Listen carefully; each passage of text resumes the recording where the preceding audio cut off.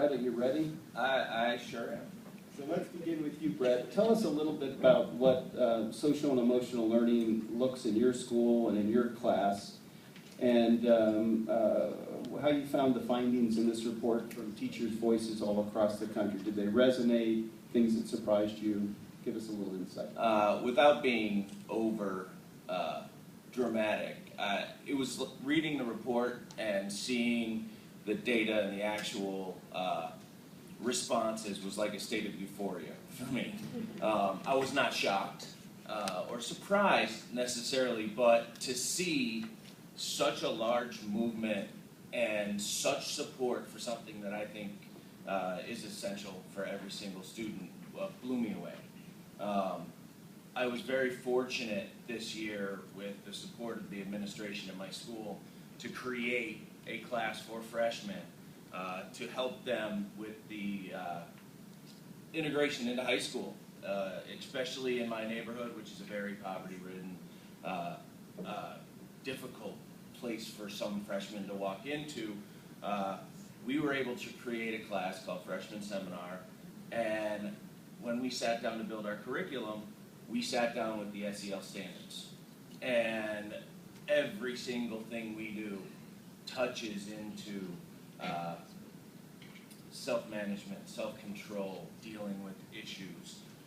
And without that ability, we have many students in our school that would not have the possibility to succeed without that, based on the lives that they've led and things that they've been through.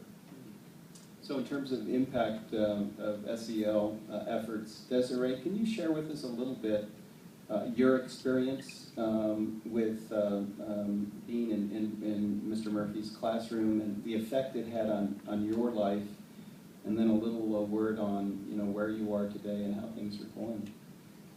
Well, before, I was a girl that was weak.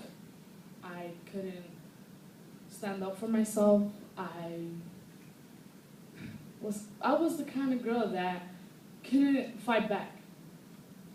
And ever since I came to his class, freshman seminar, it's been amazing to me. His class helped me a lot. His class is about journal. So the first day he let us know that he's there for us. And I noticed that the first day. So on journal, I wanted to see if I can trust him, if I can talk to him more, to see if I could express myself more, because I was the girl to not open up. I kept everything to myself. After that, now I'm the person that became strong, became the person I want to become now. I'm happy that I took this class and other classes also, that teachers care about me. They push me no matter what. And they tell me, stay strong, no matter how hard the situation is. So that's what I'm doing right now. I'm staying strong. I know that going through the wrong road was going to affect my life. Now I'm on the right track. I see my future good. And thanks, Cousin Murphy, I'm here. And for who I am.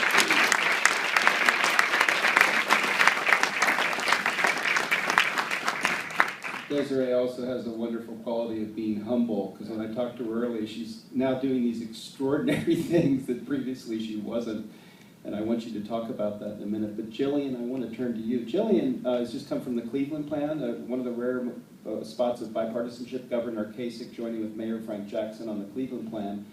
And I would love to hear from the teacher representative perspective and your collective bargaining discussions. What has SEL meant, and what is it going to become in the context of the Cleveland effort? Sure, absolutely.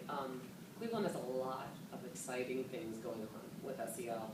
And it's been one thing when you talk about things like politics and things like bargaining, sometimes people have different views and visions. And what I saw in your report and what I see day to day in my classroom and in my district is that SEL is one thing that everyone agrees on. And your report was like second nature to me. It made spoke to my soul. This is what I know to be true as a teacher. And what I've worked with the support of the district, and with the support of CASEL, NOVO, and AIR, we have worked deliberately for the last 6 years to make these things a part of our day-to-day working conditions. And so a lot of times I speak with people about the role of the union and SEL, and what I hear is, oh, our union's bread and butter. They're on wages and salary. And what I push people to think about is that SEL is, in my opinion, a bread and butter professional issue.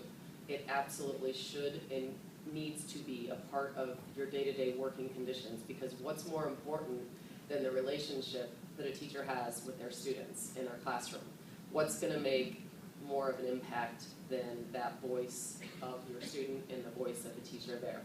So what we've just come to a tentative agreement, our collective bargaining agreement, which still has to be voted on, but within it, it's the first time we are including the social emotional learning piece as a major part of our contract. We have now codified our student support teams. We have put our planning centers, which has been the restructuring of what used to be in-school suspension rooms, and we are now supporting our students through planning centers, which I could talk about for a lot, but I'll keep it short. We have codified things like classroom meetings in our high schools, our student advisory committees in high schools, anti-bullying positions. And the most important part for me in this bargaining was to make sure that if my superintendent leaves, if I leave, if whoever leaves, that this is now a part of what it means to be a teacher in Cleveland. And this is what the expectations are for what should be happening in every classroom across our city. And there's power in that. There's power in saying this is the way we do business, and this is a part of how we help children succeed. Jillian.